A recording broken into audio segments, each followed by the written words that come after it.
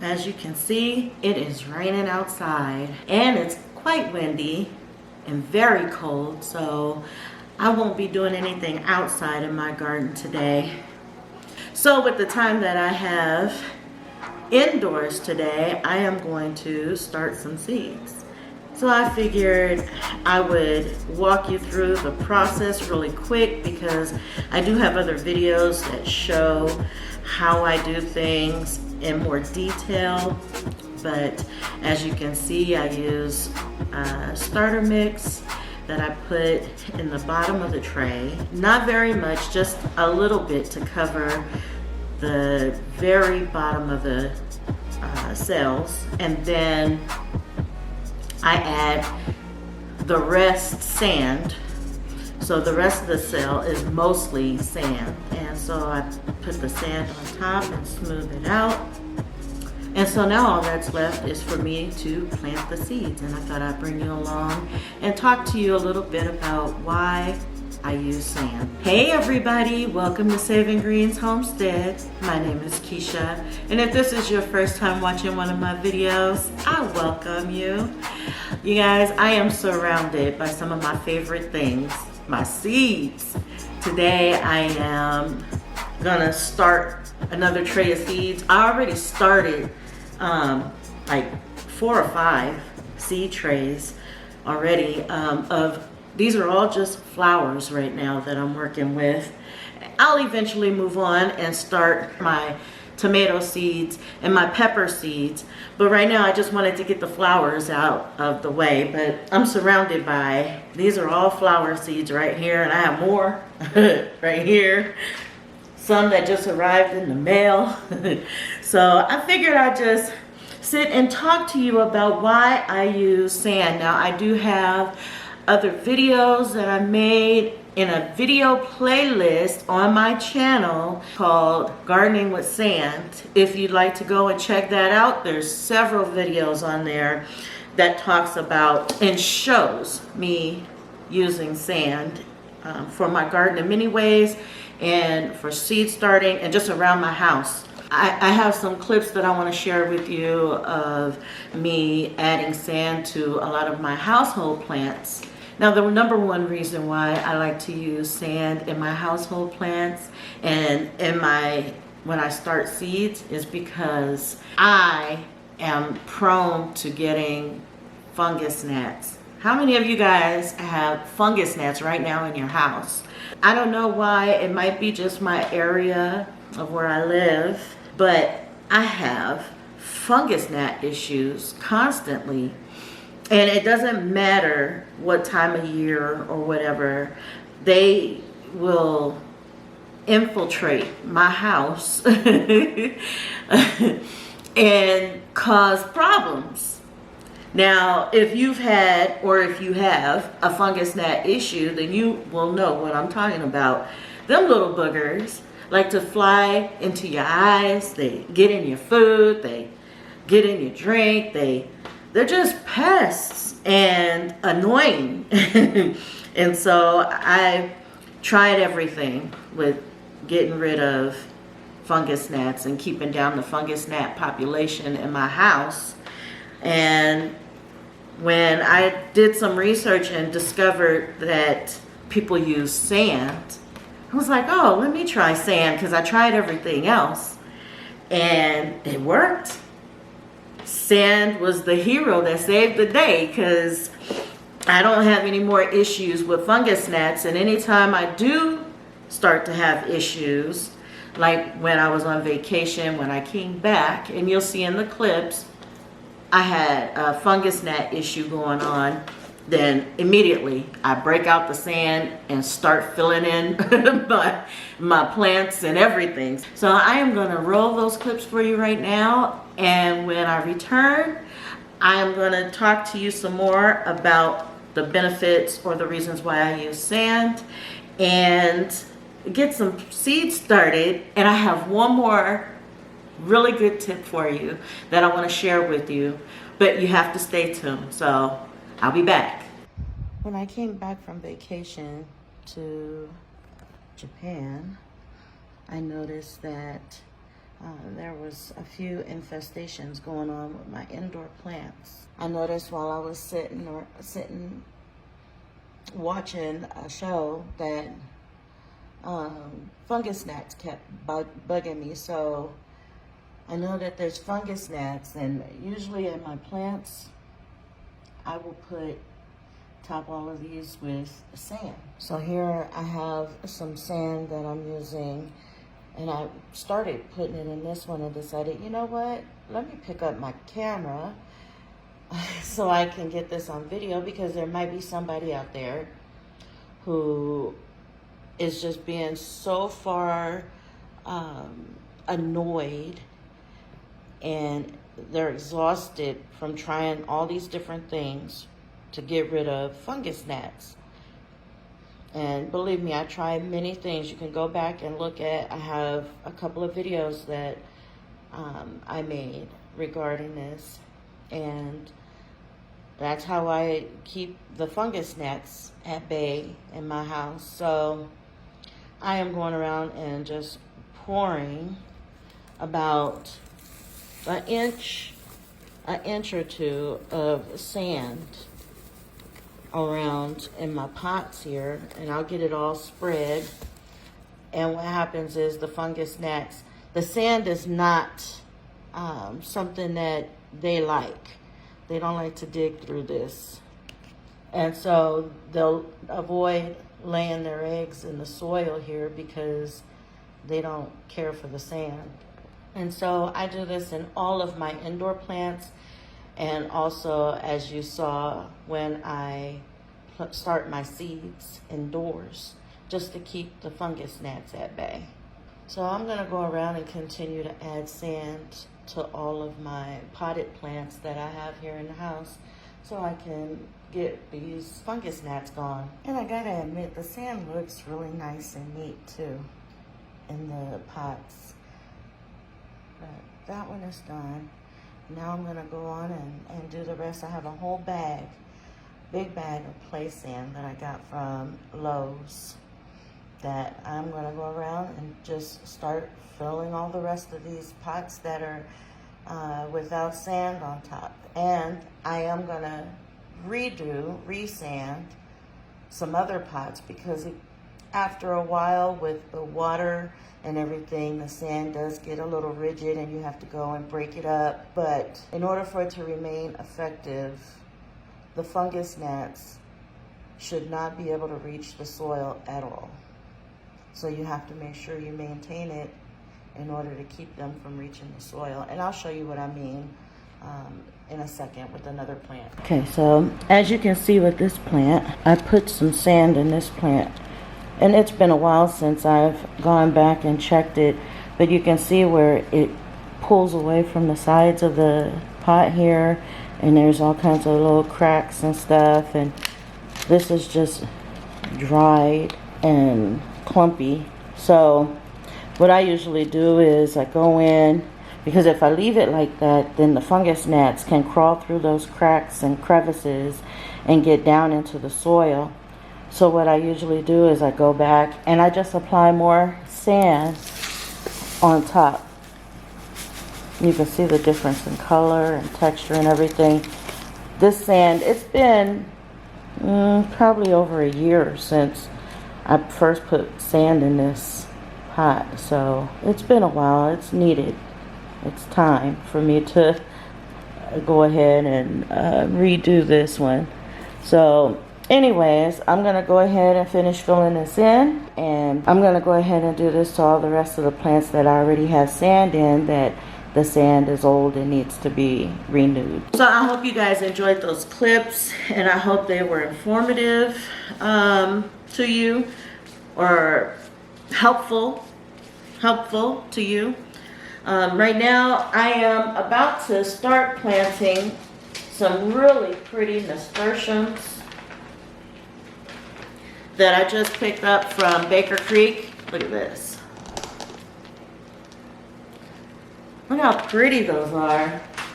I'm really excited about these.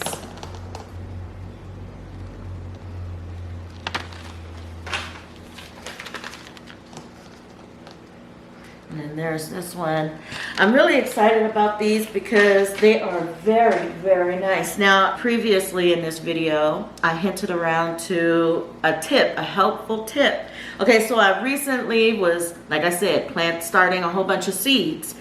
And I had these cutesy little tags that were given to me, and I used those tags, and it looks nice and uniform in the trays and stuff, but I ran out. And I went to Walmart, and I went to the 99-cent store, I went to Dollar Tree, I went to, you know, my go-to stores for that stuff, and I couldn't find any. They hadn't loaded those things onto the shelves yet, and so my only option was to order some. Well, I needed them right then.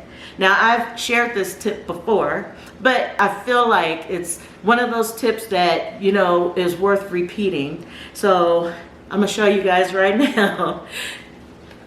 Since I could not find those tags, I just used sour cream, cottage cheese, ricotta cheese, containers that I save over the course of the year as I'm using, as I'm cooking with things like that. And so I saved them so that I can cut them out and use as tags. So here I have one that I already cut.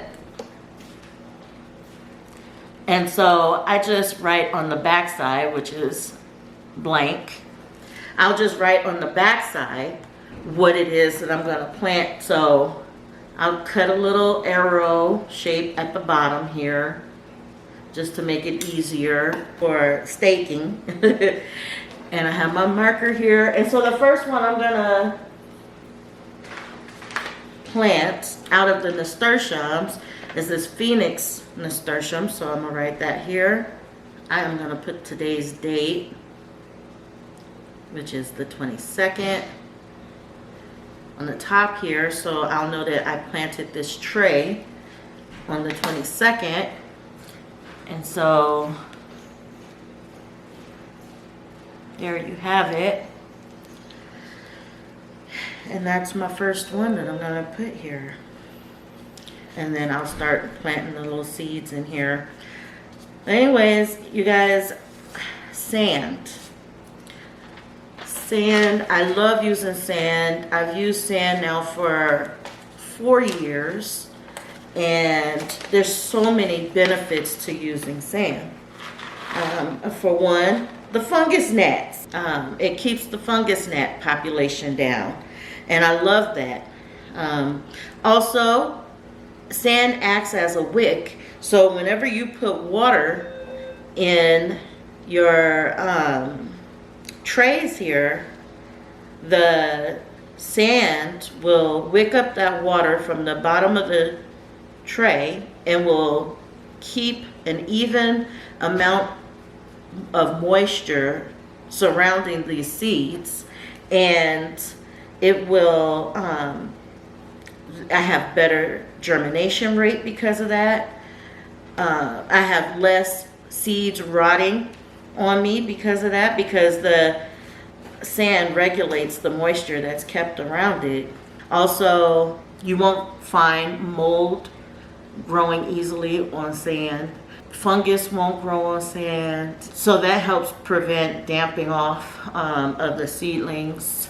And if you don't know what that is, that's just where, you know, one day you go in there and you look at your seedlings and they're all nice and tall and healthy and everything and look pretty, and then the next day you go and they're all laying down dead on the sides, on their sides and stuff, and that's caused by a fungus, and the fungus won't grow on the sand. There's so many benefits, you guys, and I'm trying to remember all of them. I know that I use sand out in my garden outside to prevent bugs from eating my seedlings, like pill bugs. And a lot of people don't think that pill bugs will do that, but they do. They attack your seedlings, and I've seen it, and I've got it on video that I posted on my channel.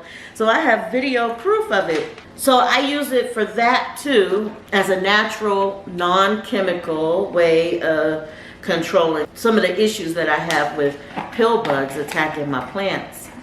They won't crawl over the sand, which is That's my only explanation. But it works, and so I use it.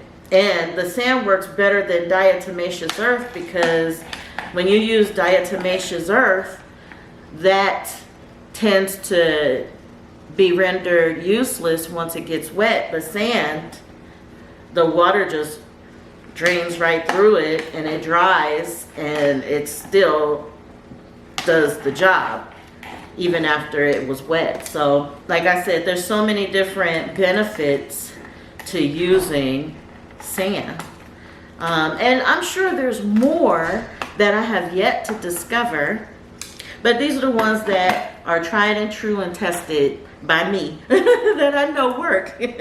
So as I learn more things about it and everything, then of course I'm going to share that with you too. I cannot do two things at once. I cannot talk to you guys and do this. I see people, other YouTubers, all day long. They are talking and planting or talking through whatever they're doing, and I just can't seem to. I guess I'm just not that coordinated. So I am gonna go ahead and I am gonna finish this tray. I will get back to you guys and share with you some other good news that I noticed today when I was watering my other tray. So I'll be back. This is all finished and I'm gonna put it away, but I wanted to let you guys know a lot more people are starting to use sand. So if you've never even looked into it or heard about it, you can check out, once again, my playlist, Gardening with Sand, or you can just look up sandponics is what it's called now.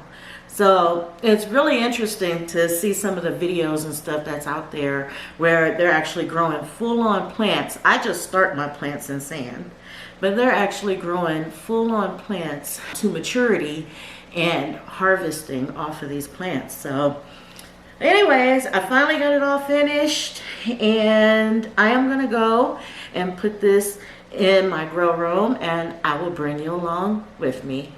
Okay, so this is where this one is gonna go. Just make sure he's pushed into place here. And then I have my water bottle, and I'm just gonna bottom water these. Now, I didn't even pre-moisten the soil or anything this time. I haven't done that on any of them this time. And everything seems to go good though. I just do a whole bottle of this water in the bottom here, and within minutes these little cells will soak up the water, and I'll see that the sand is wet on top. Sometimes even seconds. As soon as I pour it in there, it'll wick it up really quick, and you'd be able to see the difference. But I'm gonna go and get another canister full of water, and so I can put it in this tray here, and then I'll be back. I wanted to bring you in closer so you could see that the cells that are darker here are the cells that has started to absorb the water already. What's really nice about this, and look, I just put water in this one, and already you can see some of the cells are darker. What's really nice about using sand, and another good benefit or reason why I love using sand, is because when you water, you don't only have to water it every like 4 days, 3 or 4 days, because the sand retains the moisture. As long as there's moisture in the bottom of the tray here, then the sand will wick it up and maintain that moisture throughout and around the seed. Okay, I wanted to show you guys one more thing. I wanted to update you on the seeds that I just planted in the previous video, where I was talking about using the clear covers as water catch containers on here. And as you can see, I have a lot of seeds that germinated already. Let me show you guys. There are a lot of seeds that already are germinating, It's only been a few days, so I'm excited about that. And I wanted to show you guys and update you on it. But anyways, you guys, I have many more trays that I need to plant and start. So I am going to end this video here, and I will show you guys and update you guys in future videos on my progress as far as getting the rest of these trays done and how everything turns out. So thank you so much for watching, and I will see you in the next one. And as always, God bless. I am going to roll those clips right now, and really